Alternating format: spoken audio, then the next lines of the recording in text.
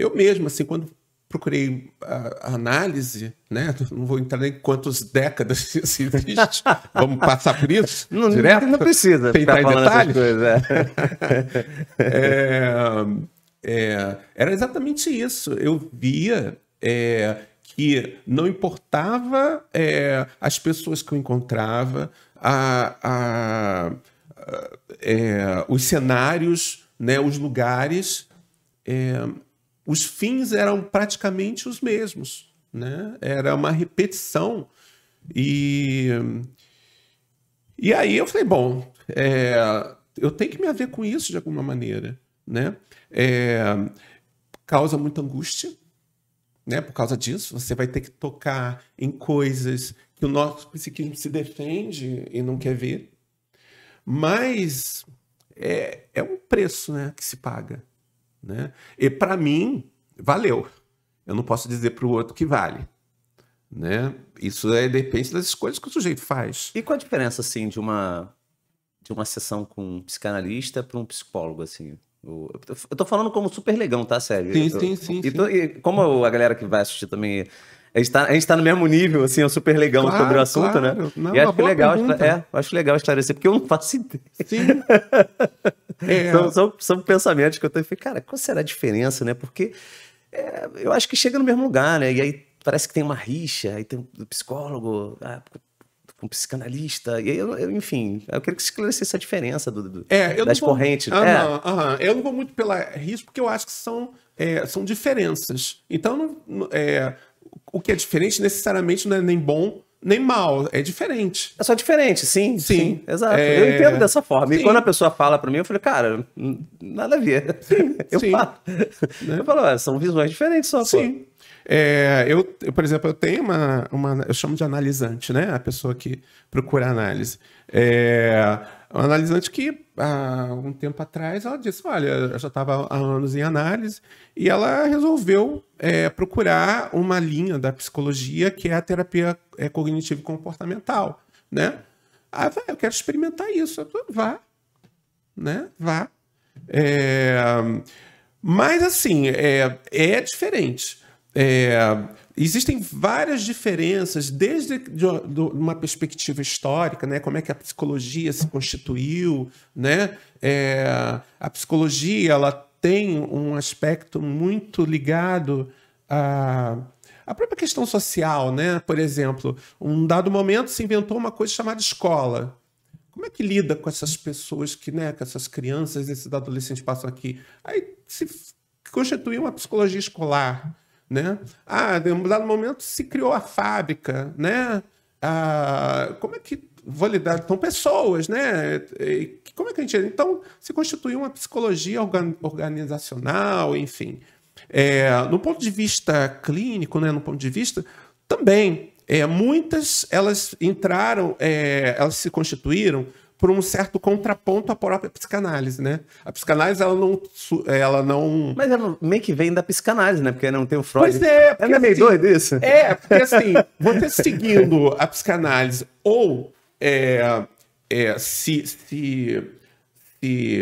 estabelecendo uma crítica em relação a ela e criando uma outra coisa, de qualquer maneira, tem uma matriz ali que é a psicanálise, né?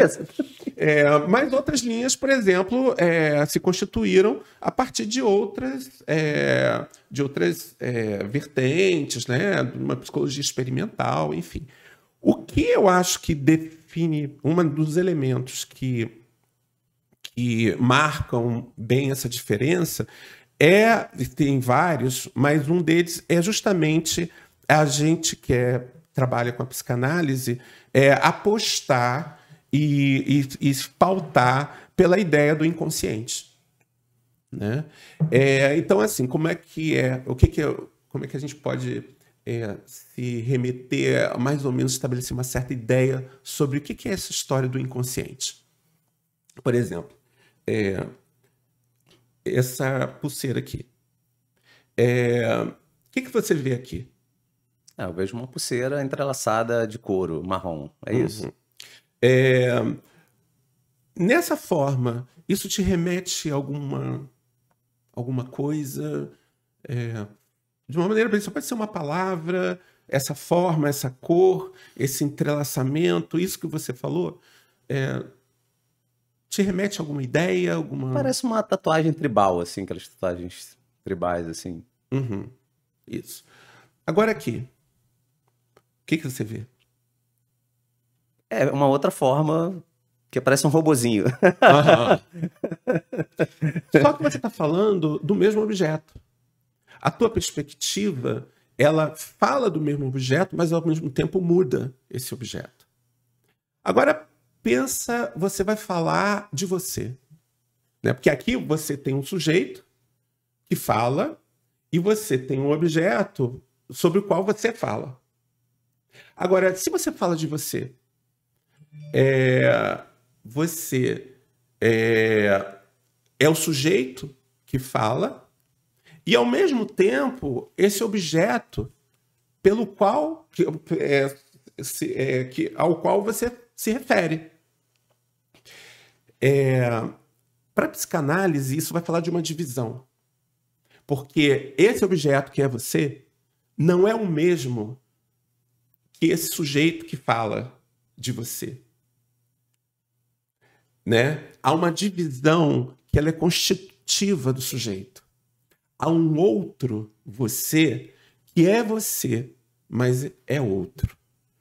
Então, por exemplo, você está lá com a sua mulher. Você ama a sua mulher, tem uma história super bonita, vocês estão super bem. Num dado momento, você se refere a ela e fala o nome da sua ex. Isso dá um BO, né, cara? Né? Pior que a guerra da Ucrânia, né? Pois é. Eu nunca cometi essa gafe. Pois é. É porque eu nem lembro o nome das vezes. Tá tão lá atrás que eu ótimo. Para sua saúde, né? Essa é a vantagem de nunca ter tido filho, entendeu? Porque aí tu não fica ali, esquece, já foi, enterrou. Dá para despachar. Isso. Então, ao você falar o nome da sua ex, um enigma aparece para outro e para você. Por que eu falei essa parada? Exatamente.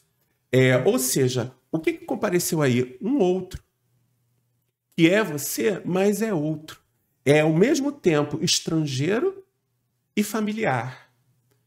Outro exemplo que eu dou para a gente poder pensar o que é esse inconsciente é o intestino. Intestino mesmo, né? O órgão intestino. Sim. Isso. Se você visse o teu intestino numa imagem tridimensional, você se reconheceria? Não, você não. Não, você não gente, consegue. Olha lá, o meu intestino, nossa. É o meu intestino, não. Né? Você vai ver um intestino. Fotogênico esse intestino. Como é que você percebe o teu intestino? Você sente o teu intestino ou você sente os efeitos que ele produz? Você sente os efeitos.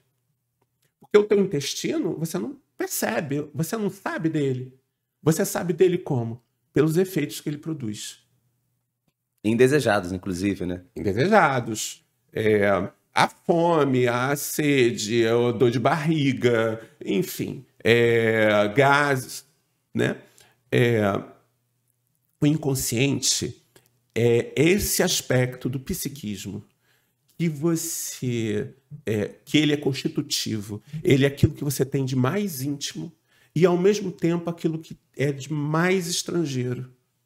E você só se dá conta dele a partir dos efeitos que ele produz, que são os sonhos, os atos falhos, os sintomas, essas mensagens enigmáticas que aparecem na vida, né? Na sua vida, nas escolhas que você faz, né? Quantas escolhas você fez na vida que você não sabia por que você estava escolhendo aquilo, mas era premente você escolher, né? Alguma coisa levava você a escolher isso, né? A essa direção, e as pessoas falando, cara, você tá maluco? Que isso? Né? Porque isso aí ninguém faz, isso aí ninguém, né?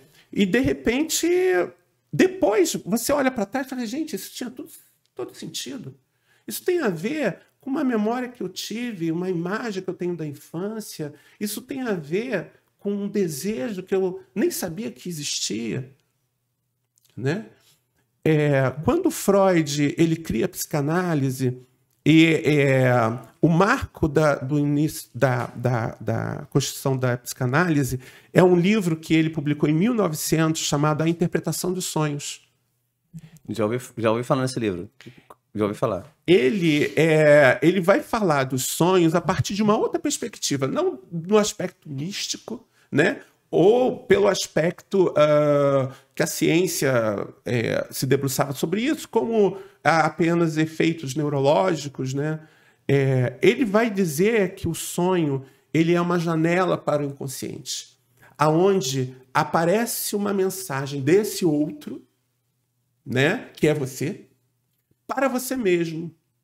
Só que é uma mensagem cifrada, aonde por isso que o sonho você decifra, né? É aquilo que está lá no inconsciente que você que te constituiu, que vai aparecendo ali nessa janela e vai dizendo de você. Os sonhos são importantíssimos numa análise. Isso eu não sabia, Sérgio. Isso é novo. Isso é novo pra mim. Eu não sabia que tinha também com... Porque eu não lembro de sonho. Isso é engraçado.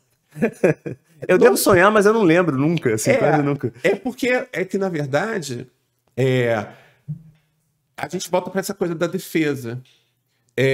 Existem mecanismos que agem, inclusive, no sonho. Que eles borram a imagem, por isso que o sonho parece cifrado. Isso que tenta evitar de entrar em contato com aquilo que seria ameaçador e que aparece no sonho,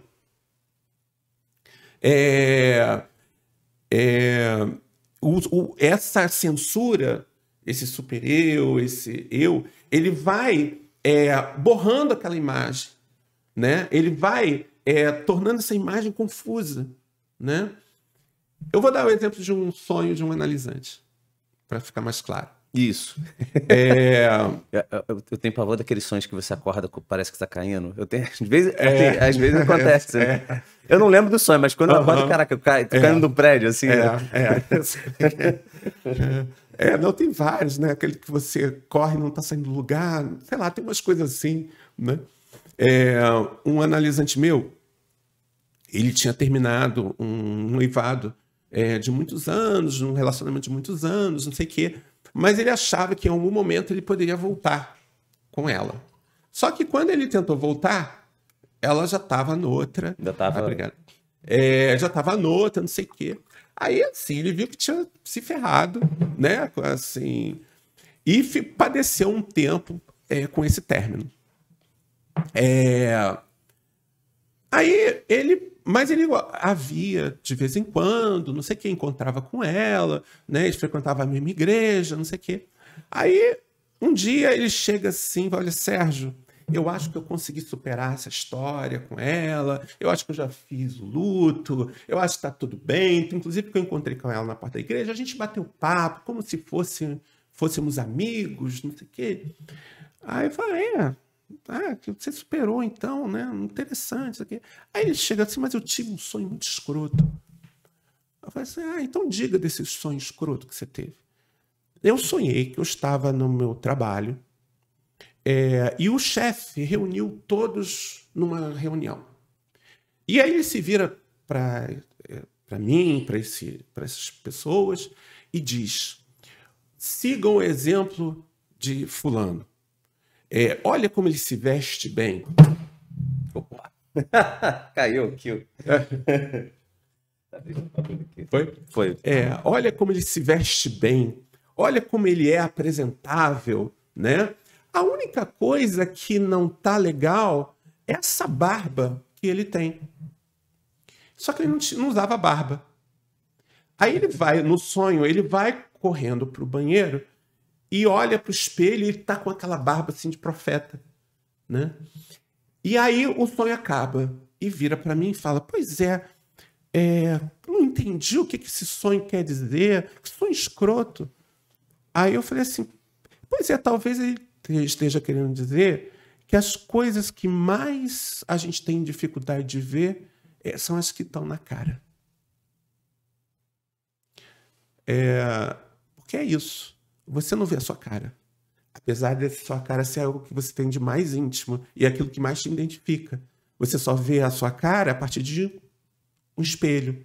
Seja esse espelho um espelho mesmo, seja o feedback que as pessoas vão dando, são espelhos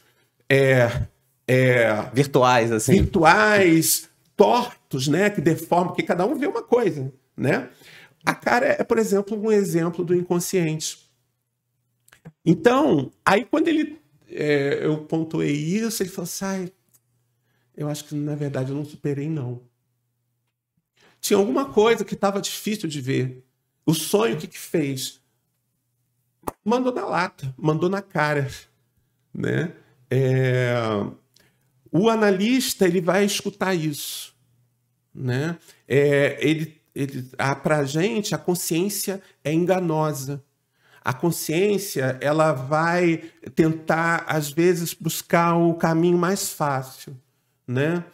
Vai dizer assim,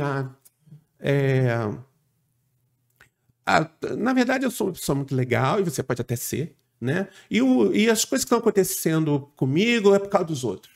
É o meu patrão, é o governo desse país, é a inflação, sei lá, Deus é contra mim, sei lá, né?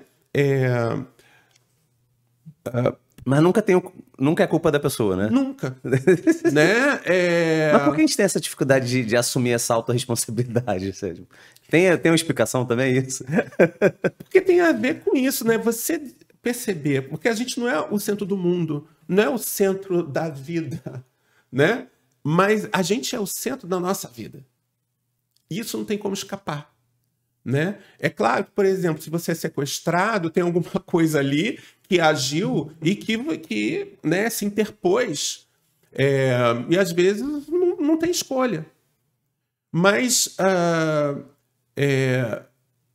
assim, para grande parte da vida, as coisas que vão acontecendo, mesmo aquelas onde você não tem controle, você pode fazer coisas diferentes daquilo que você não escolheu.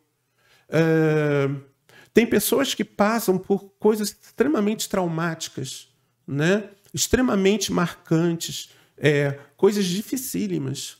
E você não sabe o que a pessoa a priori vai fazer com aquilo, né? Aquilo pode ser o pior para esse sujeito, né? Pode levá-lo, inclusive, à ruína, mas aquilo pode também levá-lo a perceber uma força que talvez ele não soubesse que existia.